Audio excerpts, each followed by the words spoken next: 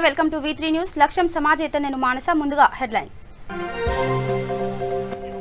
మహబూబ్ నగర్ లో మాజీ రాష్ట్రపతి డాక్టర్ ఏపీజే అబ్దుల్ కలాం జయంతి వేడుకలు విగ్రహానికి పూలమాల వేసి నివాళులర్పించిన తెలంగాణ ఆబ్కారీ శాఖ మంత్రి doctor V Srinivas Goud Khammam rural police station Waliya తండాలో టాస్క్ ఫోర్స్ పోలీసులు సోదాలు 4,05,000 విలువ చేసే 150 క్వింటాల పీడీఎస్ బియ్యం స్వాధీనం దుబ్బాక ఉప ఎన్నికల్లో బాసరా మండల కాంగ్రెస్ పార్టీ నాయకుల విస్తృత ప్రచారం చెరుకు శ్రీనివాస్ రెడ్డిని గెలిపించాడని గడప గడపకు తిరుగుతూ ప్రజలను వేడుకోలు గుంటూరులో సినీ గేయ రచయిత జాలాది వర్ధంతి సభ ముఖ్య అతిథిగా హాజరైన ఆంధ్రప్రదేశ్ హోంమంత్రి మేకతోటి సుచరిత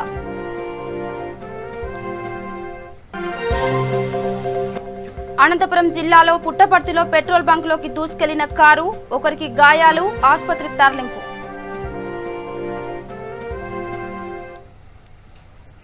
ఇక డీటెయిల్స్కి వెళ్తే భారత జాతి ముద్దుబిడ్డ మాజీ రాష్ట్రపతి డాక్టర్ ఏపీజే అబ్దుల్ కలాం కు తెలంగాణ ఆబ్కారీ శాఖ మంత్రి డాక్టర్ వి శ్రీనివాస్ గౌడ్ ఘన నివాళులర్పించారు మహబూబ్ నగర్ జిల్లా కేంద్రంలోని న్యూ టౌన్ లో గల ఆయన విగ్రహానికి పూలమాల వేసి ఆయన సేవలను కొనియాడారు ఈ కార్యక్రమంలో Mahabub Nagar MP Manya Srinivas Reddy municipal chairman KC Narasimhulu అధికారులు ప్రజాప్రతినిధులు తదితరులు పాల్గొన్నారు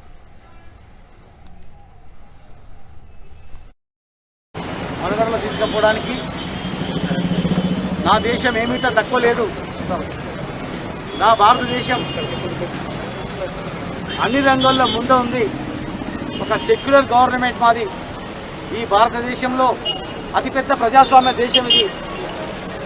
భారతదేశంలో ఉన్నటువంటి అన్ని మతాలకు, అన్ని వర్గాలకు రాజ్యాంగంలో అన్ని రకాల హక్కులు కల్పిస్తూ ప్రపంచంలోనే 2వ జనాభా గల ఈ భారతదేశంలో మేమేం తక్కువ లేమని చెప్పి అన్ని రంగాల్లో శాస్త్రవేత్తగా ముందుకొచ్చి తన జీవితాన్ని మొత్తం కూడా దేశానికి అంకితం చేసి వచ్చిన ప్రతి రూపాయి కూడా పేద వర్గాలకు అందేటట్లు ఒక సామాన్య జీవితం గడిపి ప్రెసిడెంట్ ఆఫ్ ఇండియా ఉండి కూడా ఆ తర్వాత ఆయనకు వచ్చినటువంటి ప్రయోజనాలన్నీ కూడా పేద వర్గాలకు చెందేటట్టు చేసి దేశానికి ఆదర్శంగా నిలిచిన గొప్ప బిడ్డ మన అబ్దుల్ కలాం గారు. ఆయన మాదిరిగా ప్రతి ఒక్క పౌరుడు ఆలోచన చేస్తే ఈ దేశం ఇంకా చాలా బాగుంటుంది. చైనా దేశం ముందుకు పోతా ఉంది అన్ని రంగాలు. అంటే ఇలా చైనా కన్నా జనాభాలో 5 ఏళ్ల తర్వాత మన దేశమే ఫస్ట్ ఉంటుంది. మరి అంత జనాభా ప్రపంచంలోనే నెంబర్ 1 జనాభా ఉన్నటువంటి మన దేశం త్వరలోనే అన్ని రంగాల్లో రానివ్వాలంటే దేశం గురించి అబ్దుల్ కలాం గారి ఆదర్శంగా తీసుకొని అందరం కష్టపడి పనిచేసినప్పుడు మన దేశం కూడా బాగుపడుతుంది. దేశ పరిస్థితి కూడా ముందుకు వెళ్తుంది. కనుక స్వాతంత్రం వచ్చి 2 సంవత్సరాలైనా ఇంకా అనేక రంగాలు వెనుకబడిపోయినాం. ప్రతి ఒక్క పౌరుడు, ప్రతి ఇంటికి ఒక పౌరుడు దేశం గురించి ఆలోచన చేసి, రాష్ట్రం గురించి ఆలోచన చేసి, పేద ప్రజల గురించి ఆలోచన చేసి ముందుకు పోయినట్లయితే. ఇక ఖమ్మం రూరల్ పోలీస్ స్టేషన్ పరిధిలోని వాలియా తాండాకు చెందిన దారావత్ వీరేష్ ఇంట్లో పీడీఎస్ బియ్యం అక్రమంగా నిల్వ చేసినట్లు విశ్వసనీయ సమాచారం మేరకు టాస్క్ ఫోర్స్ పోలీసులు ఏసీపీ వెంకట్రావు ఆధ్వర్యంలో సీఐ వెంకటస్వామి, ఎస్ఐ సతీష్ కుమార్ సోదాలు నిర్వహించారు. 4,05,000 రూపాయలు విలువ చేసే 150 క్వింటాల పీడీఎస్ బియ్యం అక్రమంగా నిల్వ చేసినట్లు గుర్తించారు. తక్కువ ధరలకు కొనుగోలు చేసి అధిక ధరలకు కాకినాడకు రవాణా చేయడానికి పీడీఎస్ బియ్యాన్ని చట్టవిరుద్ధంగా సేకరించినట్లు విచారణ తెలిసిందని, నిందితులపై చట్టపరమైన చర్యల నిమిత్తం ఖమ్మం రూరల్ పోలీస్ స్టేషన్లో అప్పగించినట్లు టాస్క్ ఫోర్స్ ఏసీపీ తెలిపారు.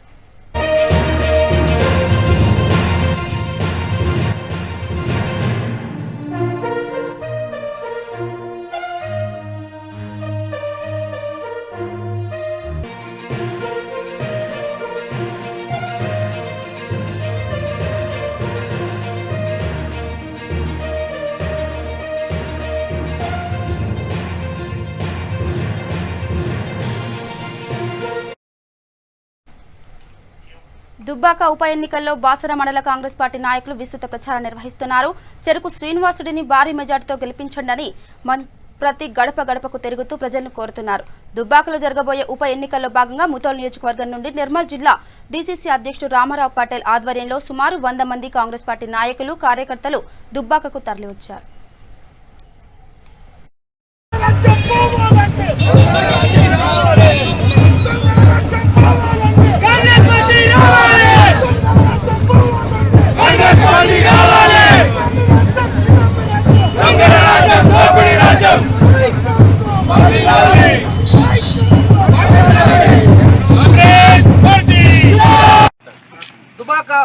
నామినేషన్లో భాగంగా ఈరోజు చెరుకు ముత్తంరెడ్డి గారు వారసుడు చెరుకు శ్రీనివాస్ రెడ్డి గారు ఈరోజు నామినేషన్ సందర్భంగా ఈరోజు మాకు సంబంధించిన ఉల్లి తిమ్మాయపల్లి గ్రామం ఈరోజు ఎల్లయ్య పటేల్ గారి సారథ్యంలో మా నిర్మల్ జిల్లా డీసీ అధ్యక్షులు రామారావు పటేల్ ఇన్ఛార్జిగా ఉండి వారి సారథ్యంలో ఈరోజు నామినేషన్ ప్రక్రియలో భాగంగా ఇలా వందల సంఖ్యలో మేము ఈరోజు బయలుదేరడం జరుగుతుంది. ఒకటే విషయం గుర్తుంచుకోండి, ఈరోజు కాంగ్రెస్ పార్టీ వెనుక యువత లేదని చెప్పావు. ఈరోజు ఒక్కసారి నువ్వు వచ్చి ఉల్లి తిమ్మాయిపల్లి గ్రామంలో వచ్చి చూడు హరీష్ రావు గారు. ఈరోజు ఉల్లి తిమ్మాయిపల్లి గ్రామంలో యువకులు ఏ పాటి సైడ్ ఉన్నారో ఒక్కసారి వచ్చి చూడాలని కోరుతున్నాము. ఎందుకంటే ఈరోజు కిరణ్ కుమార్ రెడ్డి ముఖ్యమంత్రి హయాంలో ఉమ్మడి ఆంధ్రప్రదేశ్లో అత్యంత నోటిఫికేషన్ ఈరోజు ఎప్పుడు కూడా నోటిఫికేషన్ రాలేదు. కాబట్టి కాంగ్రెస్ పార్టీ వస్తేనే ఈరోజు విద్యార్థులకు యువతకు నోటిఫికేషన్ వేసి వస్తాయి. కాబట్టి మళ్ళీ సీనియర్ని గెలిపించుకొని 2023లో అధికారంలోకి వచ్చి ఈ మళ్ళీ నోటిఫికేషన్ కాంగ్రెస్ వేస్తుంది. కాబట్టి ఆ నమ్మకంతోనే ఈరోజు యువత నిరుద్యోగులు దుబాక నియోజకవర్గం మొత్తం ఈరోజు శ్రీనివాస్ అన్న ఎంట నడుస్తుంది. అత్యంత భారీ మెజార్టీతో సీనన్న గెలుపుకు బాటలు వేయాలని దుబాక నియోజక ప్రజలందరికీ నేను కోరుతున్నాను.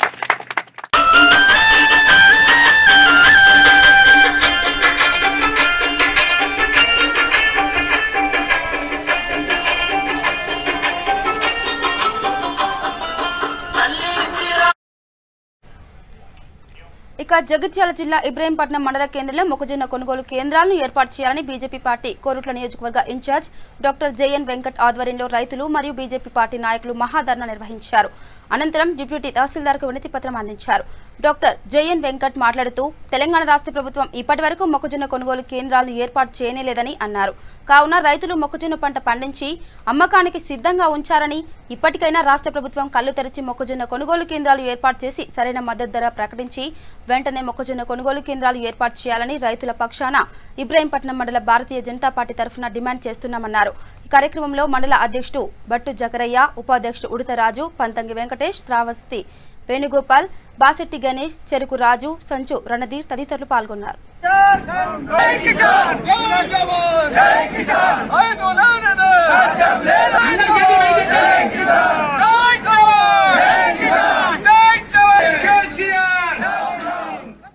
ఈరోజు ఇబ్రహీంపట్నం మండల కేంద్రంలో మొక్కజొన్న కొనుగోలు కేంద్రాలు ఏర్పాటు చేయాలని మేము డిమాండ్ చేస్తూ భారతీయ జనతా పార్టీ ఆధ్వర్యంలో రైతుల మహాధర్నా నిర్వహించడం జరిగింది. ఈరోజు పంట మొక్కజొన్న మొక్కలు చేతికొచ్చి కళ్ళలో ఉన్నాయి, ఇంట్లో ఉన్నాయి. అకాల వర్షాలతోటి ఈరోజు మొక్కజొన్న పండిన పంట అంతా ఖరాబ్ అయిపోయి వాటికి మొలకలు ఎత్తి ఈరోజు పంట పనికి రాకుండా అయ్యే పరిస్థితి ఉంది. కాబట్టి ప్రభుత్వము వెంటనే కేంద్ర ప్రభుత్వం ప్రకటించిన మద్దతు ధరకు మొక్క కొనుగోలు కేంద్రాలు ఏర్పాటు చేసి వెంటనే మొక్కజొన్నను కొనాల్సిందిగా మేము డిమాండ్ చేస్తున్నాం. అదేవిధంగా కేసీఆర్ చెప్పినట్టుగా కొంతమంది రైతులు ఈ సన్న రకం పంట పండించారు, వాళ్ళకి ఇప్పటివరకు కూడా మద్దతు ధర లేదు. మద్దతు ధర వాళ్ళకి 2,500 రూపాయలు ప్రకటించాల్సిందిగా మేము డిమాండ్ చేస్తున్నాం. అదేవిధంగా మా ప్రాంతంలో కొన్ని ఏరియాల్లో పత్తి పండించమని చెప్పిన తర్వాత మన రైతులు కొంతమంది పత్తి పండించారు. ఆ పత్తిలో కూడా వాళ్ళకి అకాల వర్షాలతోటి ఆ పత్తి అంతా ఖరాబ్ అయిపోయింది. వాళ్ళకు నష్టపరిహారంగా చెల్లించాల్సిన డిమాండ్ చేస్తున్నాం. అదేవిధంగా సోయ పండించమన్నాడు. సోయ పండించిన రైతులు కూడా ఇక్కడ ఉన్నారు. వాళ్ళకు కొనుగోలు కేంద్రాలు లేక వాళ్ళు కూడా ఈరోజు దిగాలు పడుతున్నారు. కాబట్టి సోయ కొనుగోలు కేంద్రాలు, పత్తి కొనుగోలు కేంద్రాలను, అదేవిధంగా మొక్కజొన్న కేంద్రాలను ఏర్పాటు చేసి రైతు పండించిన ప్రతి పంటను కొనాల్సిందని మేము డిమాండ్ చేస్తా ఉన్నాం. కేసీఆర్ ఇచ్చిన మాట ప్రకారం రైతు పత్తి పండించిన ప్రతి గింజను కొంటానన్నాడు, కానీ ఒక్క గింజ కూడా కొనట్లేదు. ప్రతి గింజను కొనే వరకు కూడా ఈ భారతీయ జనతా పార్టీ రైతుల వెంట ఉండి ఉద్యమాన్ని ఉధృతం చేస్తామని మేము డిమాండ్ చేస్తా ఉన్నాం. ఖమ్మం జిల్లా వైరా నియోజకవర్గం ఏన్కూరు మండలం జొన్నారం గ్రామంను ఒక ఆదర్శ గ్రామంగా చేయాలని కృషి చేస్తున్నామని గ్రామ సర్పంచ్ దారావత్ పద్మ, ఉప సర్పంచ్ అడప రామారావు అన్నారు. గ్రామంలో హరితహారంలో మొక్కలు వేశామని, రైతు వేదిక భవనం పూర్తి చేస్తున్నామని, డ్రింకింగ్ వాటర్, వీధి లైట్లు, డంపింగ్ యార్డ్ పనులు ఎప్పటికప్పుడు పర్యవేక్షిస్తున్నామన్నారు. కరోనాపై గ్రామాల్లో ప్రజలను చైతన్యవంతం చేయడం వల్ల ఎటువంటి కరోనా పాజిటివ్ కేసులు నమోదు కావడం లేదని అన్నారు. ప్రతి ఒక్కరూ మాస్కులు ధరించేలా అవగాహన కలిగించడం వల్ల గ్రామంలో ఎటువంటి ఇబ్బందులు లేవని వారు వివరించారు. రైతు వేదిక నిర్మించిన స్థానంలో ప్రభుత్వ స్థలం ఉందని, అందులో కొంత స్థలాన్ని కేటాయించినట్లయితే అక్కడ ప్రకృతి వనం పార్క్ ఏర్పాటు చేయడం జరుగుతుందని, వెంటనే ఉన్నతాధికారులు దృష్టి సారించి స్థలం ఇప్పించే విధంగా చర్యలు చేపట్టాలని వారు కోరుతున్నారు. జన్నారం మా గ్రామం, ఇక నూకలంపాడు ఇటు కాలనీ 3 ఊళ్ళదే ఇక్కడ రైతు ఏది కట్టిస్తామండి. ఇక తొందరలోనే పూర్తయిద్ది. నేను జన్నారం గ్రామ ఉప సర్పంచ్నండి, రామారావుని.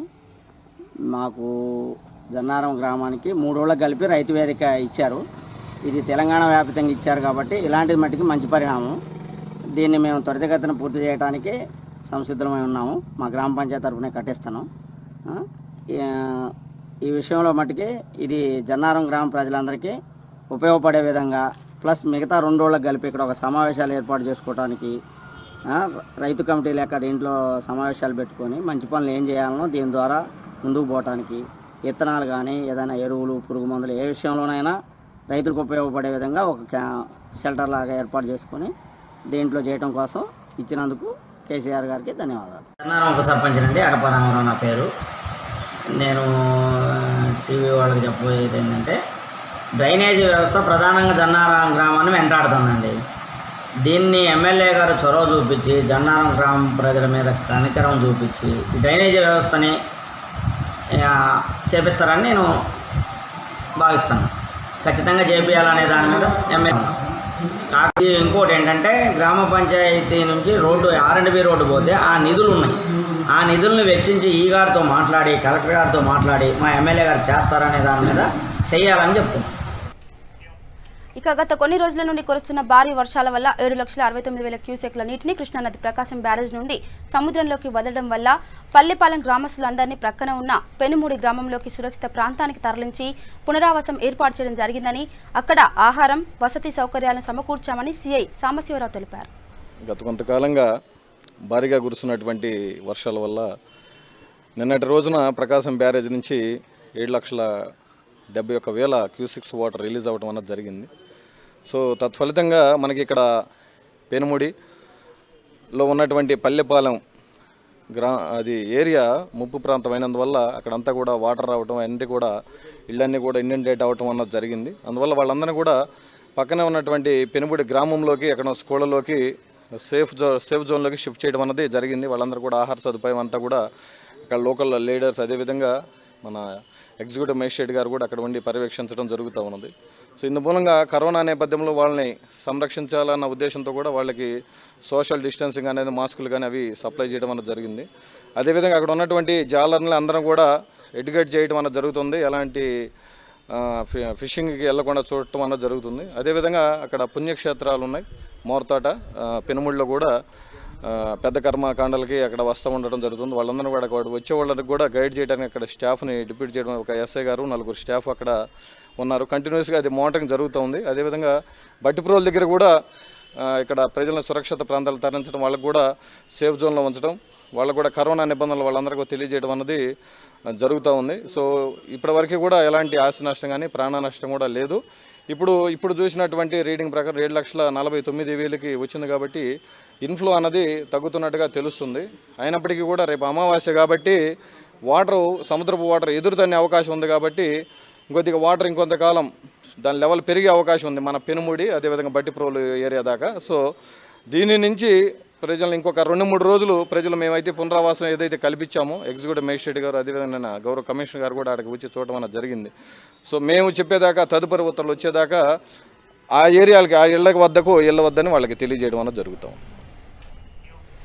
భారతరత్న డాక్టర్ ఏపీజే అబ్దుల్ కలాం 89వ జయంతి సందర్భంగా అబ్దుల్ కలాం ఫౌండేషన్ ఆధ్వర్యంలో బాపట్లలోని త్రువ్వ కాల్వ వద్ద ఉన్న అబ్దుల్ కలాం విగ్రహానికి పూలమాల వేసి నివాళులర్పించారు. ఈ కార్యక్రమంలో అబ్దుల్ కలాం ఫౌండేషన్ చైర్మన్ పఠాన్ రాజేష్ మాట్లాడుతూ భారత ప్రథమ పౌరుడిగా భారత సైనికులకు శక్తివంతమైన అణు ఆయుధాలను అందించిన అణు శాస్త్రవేత్తగా ఎనలేని కీర్తి ప్రఖ్యాతలు గడించిన భారతరత్న డాక్టర్ ఏపీజే అబ్దుల్ కలాంను తలుచుకుంటూ ఆ మహానీయుడి 89వ జయంతి సందర్భంగా వారి విగ్రహానికి పూలమాల వేసి ఘనంగా నివాళులర్పించారు జరిగిందని అన్నారు. కార్యక్రమంలో అబ్దుల్ కలాం ఫౌండేషన్ చైర్మన్ పఠాన్ రాజేష్ తో పాటుగా షేక్ మోహినుద్దీన్, షేక్ పీరా సాహెబ్, మహ్మూద్ ఖాన్, బషీర్ బాబు, అక్బర్ బాషా పాల్గొన్నారు. భారతరత్న డాక్టర్ ఏపీజే అబ్దుల్ కలాం గారి 89వ జయంతి సందర్భంగా మరి ప్రధాన పౌరుడిగా ఉండి ఆయన ప్రథమ పౌరుడు వద్దకు కూడా చేరిన మొట్టమొదటి భారత రాష్ట్రపతి ఆయన. మరి సామాన్య కుటుంబ నేపథ్యం నుండి బంగాళాఖాతం తీరంలోని గ్రామం అనేటువంటి రామేశ్వరం నుంచి ఆయన పేపర్ బాయ్గా తన జీవితాన్ని ప్రారంభించి మరి రామేశ్వరం నుంచి రాష్ట్రపతి దాకా, పేపర్ బాయ్ నుంచి పార్లమెంటు దాకా ఆయన ప్రస్థానం ప్రతి ఒక్కరికి ఆదర్శనీయమైంది. అలానే భారత సైన్యానికి శక్తివంతమైన ఆయుధాలను చేర్చి భారత రక్షణ వ్యవస్థను పటిష్టపరిచి మరి యూరప్ దేశాలను సైతము ఆయన తన అపారమైన జ్ఞాన సంపత్తితో మరి ఆయన అంతులేని స్ఫూర్తిదాయక ఉపన్యాసాలతో ఉత్తేజాన్ని ఇచ్చే సందేశాలతో మరి ఆయన యూరోపియన్ పార్లమెంట్ను కూడా ఫిదా చేశారు. ఈ భారతదేశంలో అత్యంత సామాన్యంగా జీవించిన ప్రధాన పౌరుడు ఆయన. మరి ఆయన రాష్ట్రపతి పదవిని నిర్మించిన వెంటనే ఆయన మళ్ళీ మరొకసారి ఆ పదవిని ఆయన వరిస్తే ఆయన సున్నితంగా తిరస్కరించి నేను ఒక ఉపాధ్యాయుడిగానే జీవిస్తాను, నాకు ఎంతో ఇష్టమైన వృత్తి ఉపాధ్యాయ వృత్తి అని చెప్పి మరి ఆ దిశగా ఆయన మరి తన అంతిమ శ్వాసను విద్యార్థులకు బోధిస్తూనే కలలు కనండి, సాకారం చేసుకోండి అని వారికి ఒక సందేశాన్ని ఇచ్చి వారి భవిష్యత్తుకు బంగారు బాటను ఏర్పాటు చేసినటువంటి మహనీయులు. మరి ఎంతోమంది మహనీయులు అబ్దుల్ కలాం గారి కంటే ముందు ఉన్నప్పటికీ కూడా ఈ తరం చూసిన మహనీయుడు ఆయన. ఎంతోమంది మహనీయుల గురించి విన్నాము, అబ్దుల్ కలాం గారిని చూసాం కాబట్టి మరి ఆయన్ని 89వ జయంతి సందర్భంగా ఆయనకు మేము అబ్దుల్ కలాం. గుంటూరులోని రాయల్ పార్క్ హోటల్లో జరిగిన సినీ గేయ రచయిత జూలాది వర్ధంతి సభలో హోంమంత్రి మేకతోటి సుచరిత పాల్గొన్నారు. అంబేద్కర్స్ ఇండియా మిషన్ ఆధ్వర్యంలో జరిగిన ఈ కార్యక్రమంలో ఐపీఎస్ అధికారి సునీల్ కుమార్, విజయ, పాపినేని శివశంకర్, పెనుగొండ లక్ష్మీనారాయణ, మాదిరి రాంబాబు, సాహితీ ప్రియులు పాల్గొన్నారు. ముందుగా అంబేద్కర్ విగ్రహానికి పూలమాల వేసి కార్యక్రమాన్ని ప్రారంభించారు. జాలాది గారి పాటలకు చాలా మంది అభిమానులు ఉన్నారని హోంమంత్రి సుచరిత అన్నారు. మెలోడీ పాటలు, జేసుదాసు పాడిన చాలా పాటలు జాలాది గారు రచించినవే అని హోంమంత్రి గుర్తు చేశారు. జాలాది ఒక దళితుడనే విషయం చాలా మందికి తెలియదు. దళిత జాతిలో పుట్టి సినీ గేయ రచయితలు అయిన వారు చాలా అరుదుగా ఉన్నారు.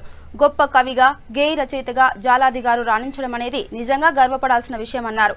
ఆ కాలంలో జాలాది అనేక అవమానాలు పడి ఇసుకలో రాస్తూ విద్యను అభ్యసించారన్నారు. అంబేద్కర్ గారు కూడా అనేక అవమానాలు పడి రాజ్యాంగాన్ని రూపొందించే స్థాయికి ఎదిగారని గుర్తు చేశారు. ఇటువంటి కార్యక్రమాన్ని ఏర్పాటు చేసిన నిర్వాహకులకు హోంమంత్రి అభినందనలు తెలిపారు.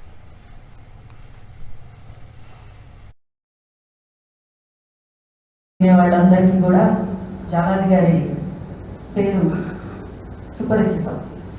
ఎందుకంటే ఇప్పుడే చూసాను ఈ పాటలు జాలాది గారు అంటే జేసుదాస్ గారు పాడిన చాలా పాటలు కూడా జాలాది గారు రాసిన పాటలే ఉన్నాయి. మరి కాకపోతే ఆయన దళితుడు అనే విషయం నాకు చాలా మందికి తెలిసి ఉండకపోవచ్చు, అలాగే నాకు కూడా తెలియదు. నిన్న మన సునీల్ కుమార్ గారు వచ్చి చెప్పారు, ఇట్లా మన జాలాది గారి వర్ధంతి కార్యక్రమాన్ని ఏర్పాటు చేస్తున్నాము అని చెప్పి. ఒక దళిత జాతిలో పుట్టి ఒక గొప్ప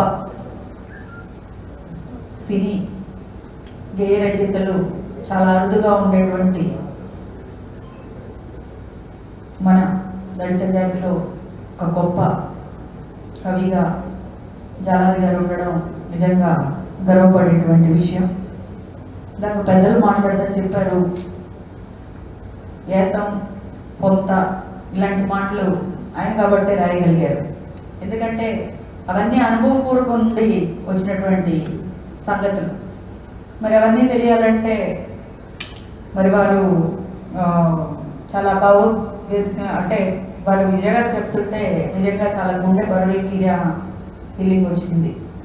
నిజంగా మరి అప్పట్లో అన్ని అవమానాలు పడి విద్య నేర్చుకొని, అంటే ఇసుకలో రాసి విద్య నేర్చుకునేటువంటి పరిస్థితులు మరి ఆయన ఆ కాలంలో అనుభవించి, మరి ఈరోజు అంటే మన అంబేద్కర్ గారు కూడా అలాంటి పరిస్థితుల్లో నుండి వచ్చి ఈరోజు భారత రాజ్యాంగాన్ని రచించి ఈరోజు మనందరికీ కూడా ఒక దేవుడుగా నిలిచిపోయినటువంటి అంబేద్కర్ గారు ఆ రోజు ఏ విధంగా కష్టపడారో, వాళ్ళ తండ్రి గారు కూడా అలాగే ఆ వివక్షను ఎదుర్కొని చదువుకొని ఒక మంచి రచయితగా ఈరోజు మనందరి మనసుల్లో కూడా, అంటే కేవలం దళిత జాతిలోనే కాదు, ఎవరైతే సాహిత్యాన్ని ప్రేమిస్తారో వాళ్ళందరి గుండెల్లో కూడా ఒక మంచి స్థానాన్ని సంపాదించుకోవడం అన్నది చాలా అదృష్టం.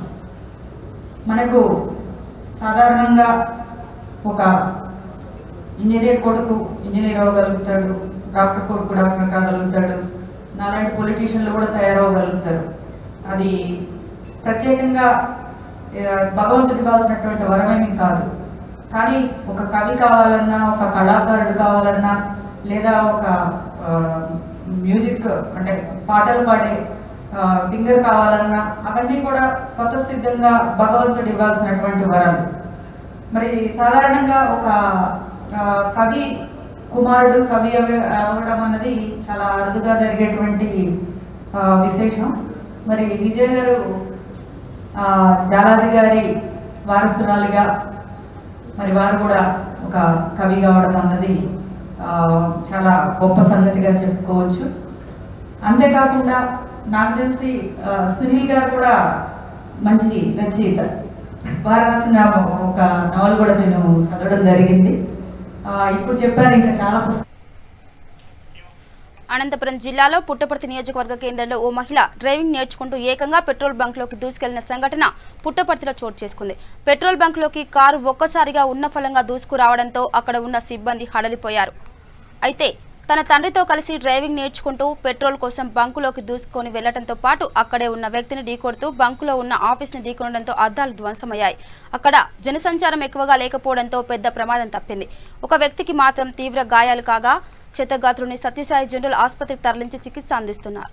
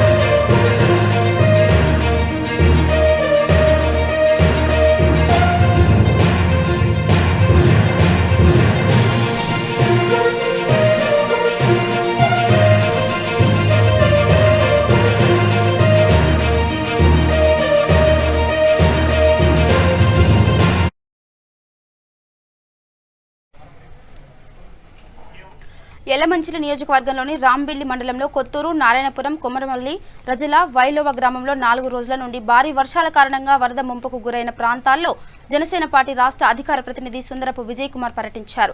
ఈ సందర్భంగా ఆయన మాట్లాడుతూ శారదా నది ఉధృతిని మంగళవారం నాడు పరిశీలించినప్పుడు ముందస్తుగా ఇరిగేషన్ డిపార్ట్మెంట్స్ మరియు రెవెన్యూ అధికారులతో 1000 ఇసుక బస్తాలు రెడీ చేసుకుని ఉంచుకోవాలని చెప్పానని, కానీ అధికారులు ఎవరు పట్టించుకోకపోవడం వల్ల ఈ దుస్థితి ఏర్పడిందని అన్నారు. తక్షణమే ముంపు ప్రాంతాల ప్రజలకు అన్ని సదుపాయాలు కల్పించాలని, పంట నష్టం కలిగిన వారందరికీ నష్టపరిహారం త్వరగా ఇప్పించాలని డిమాండ్ చేశారు. ఈ కార్యక్రమంలో రాంబిల్లి మండలం జనసేన పార్టీ అధ్యక్షులు పప్పుల నూకన్న దొర, ఉపాధ్యక్షులు ఎరిపల్లి సత్యబాబు, మండల ప్రధాన కార్యదర్శి ఊరిటి నానాజీ, నానపల్లి సన్యాసిరావు, నాయకులు, కార్యకర్తలు మరియు ప్రజలు పాల్గొన్నారు. ఈ లోతట్టు ప్రాంతాలైన రాంబిల్లి మండలంలో ఉన్న ఈ గ్రామాలే రజాలు కానీ మరి కొమరాపల్లి కానీ ఇవన్నీ కూడా ఇది ఎప్పటి నుంచో చెప్తా ఉన్నాం. గత పరిపాలన చేసిన పాలకులు కూడా అది తెలుగుదేశం అవనండి, కాంగ్రెస్ అవనండి, ఇప్పుడు పరిపాలిస్తున్న వైఎస్ఆర్సీపీ పార్టీ అవనండి, ఎవరైనా అవనండి, ఊరికే వచ్చి 4 తట్టలు మట్టేస్తున్నారు. వాళ్ళు చేసే పనులు వాళ్ళు చేసుకుంటున్నారు. శారదా నది మొత్తం గట్లన్నింటిని కూడా పటిష్టం చేసి దానికి పూర్తిగా కట్టి చెయ్యాలి. లేదంటే ఈ గ్రామాలన్నీ కూడా మరి చాలా ముంపుకు గురవుతాయి, ప్రాణ నష్టం, ఆస్తి నష్టాలు జరుగుతాయని చెప్పి ఎప్పటి నుంచో గత 10-15 సంవత్సరాల నుంచి కూడా చెప్తా ఉన్నాం. అయినా కూడా ఎవరు పట్టించుకునేది ఏమి ఉండదు. ఎప్పుడైతే గండి పడిందో అక్కడ ఏదో మరి దాన్ని కప్పడం పోడ్చడం తప్పితే ఉన్న దగ్గర కొడతాదని కూడా నిన్న కూడా చెప్పడం జరిగింది. మొన్న కూడా నేను మరి ఇరిగేషన్ వాళ్ళకి కూడా చెప్పడం జరిగింది. అయినా కూడా పట్టించుకోలేదు. మరి మూలిగే నక్క మీద తాడి ట్యాంక్ పడినట్టు ఈరోజు మరి ఇక్కడ నేవీ NAOB నేవల్ బేస్ కూడా ఇక్కడికి వచ్చింది.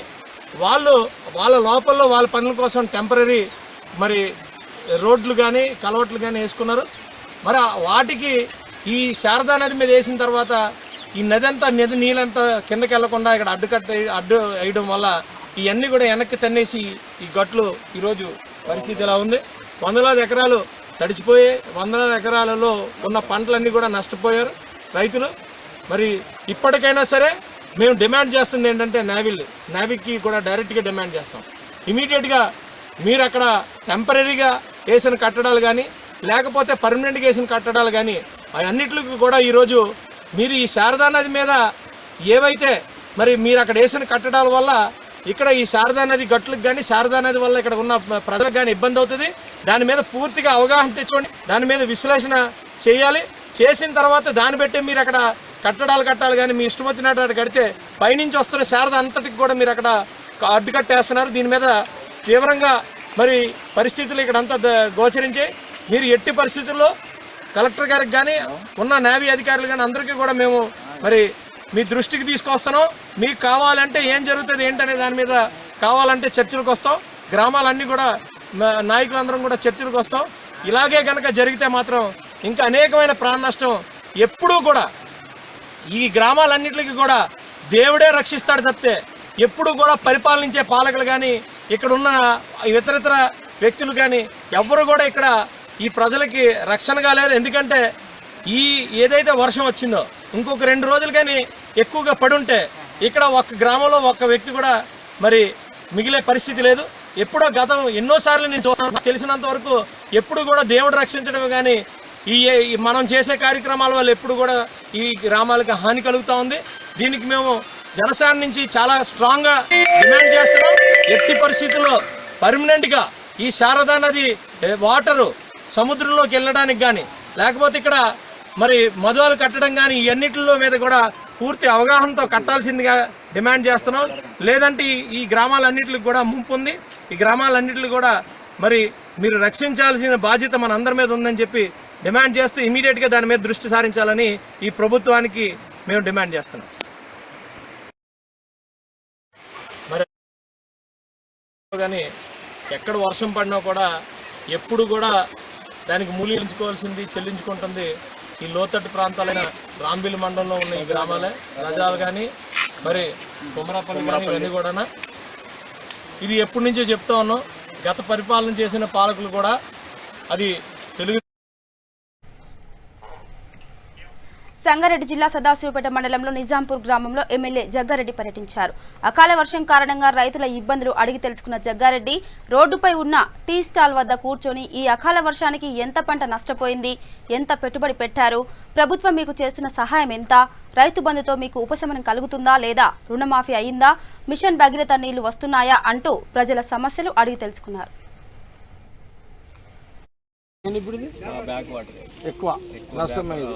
అది ఎక్కువ గేట్లు ఇడుసుట్లా ఇది తక్కువ ఇడుసుట్లా వాటర్ పెద్ద నష్టం జరిగింది. చాలా నష్టం. ఇప్పుడు తెంపకానికి వచ్చేస్తారు దసరాకి అలాంటి పాత తిప్పింది 15-20 కాయలు తిప్పింది. ఈ వారం 10 రోజులు ఇంకో 7-10 కాయలు తిప్పుతుండే.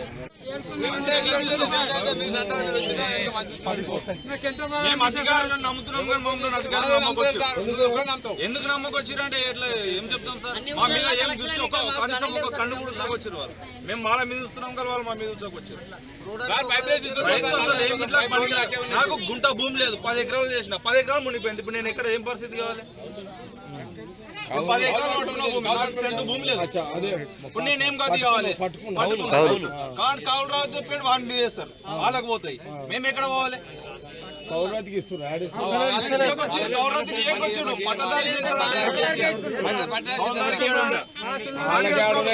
కాంగ్రెస్ ప్రభుత్వం ఉన్నప్పుడు నాకు వచ్చినాయి కౌరవదారికి పైసలు వచ్చినాయి.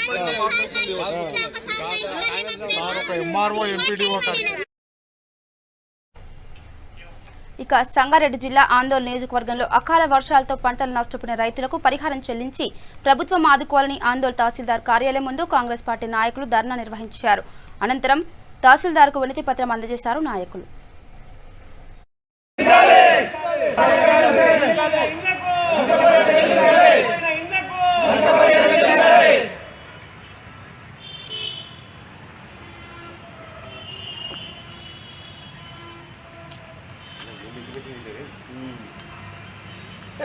వారం రోజులుగా కురుస్తున్న భారీ వర్షాలకు పత్తి పంట, అలాగే వరి పంట, సోయాబీన్ పంట, వివిధ రకములైన అన్ని పంటలు నష్టపోయి ఈరోజు రైతు ప్రాణాపాయ స్థితిలో, రైతు దీనావస్థలో ఆత్మహత్యలు చేసుకునే పరిస్థితి నెలకొంది. కావున ప్రభుత్వము దీనిపైన వెంటనే స్పందించి ఎకరాకు 50,000 నష్టపరిహారము, కూలిపోయిన ఇండ్లకు 20,000 తాత్కాలిక సాయం వెంటనే మంజూరు చేసి కూలిపోయిన ఇళ్ల వారికి వెంటనే డబుల్ బెడ్రూమ్ ఇల్లు మంజూరు చేయాలని కాంగ్రెస్ పార్టీ డిమాండ్ చేస్తుంది. ఇంకా ప్రభుత్వము తాత్సారం చేస్తే రైతులు గుండెవలిగి వారు చనిపోయే ప్రమాదం ఉంది కాబట్టి వెంటనే ఏదో ప్రకటన చేయాలని కాంగ్రెస్ పార్టీ డిమాండ్ చేస్తుంది. గత 15 రోజులు హెడ్లైన్స్ మరోసారి.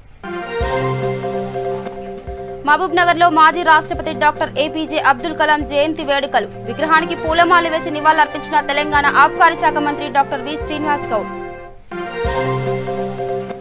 Khammam rural police station Waliya తాండాలో టాస్క్ ఫోర్స్ పోలీసుల సోదాలు. 4,05,000 విలువ చేసే 150 క్వింటాల పీడీఎస్ బియ్యం స్వాధీనం. దుబ్బాక ఉప ఎన్నికల్లో బాసర మండల కాంగ్రెస్ పార్టీ నాయకుల విస్తృత ప్రచారం. చెరుకు శ్రీనివాస్ రెడ్డిని గెలిపించండని గడప గడపకు తిరుగుతూ ప్రజలను వేడుకోలు. గుంటూరులో సినీ గేయ రచయిత జాలాది వర్ధంతి సభ. ముఖ్య అతిథిగా హాజరైన ఆంధ్రప్రదేశ్ హోంమంత్రి మేకతోటి సుచరిత.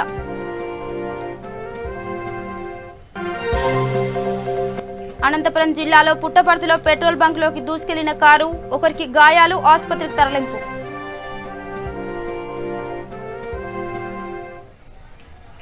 ఇవి bulletin updates. Keep watching V3 news. లక్ష్యం సమాజైతే. నమస్కారం.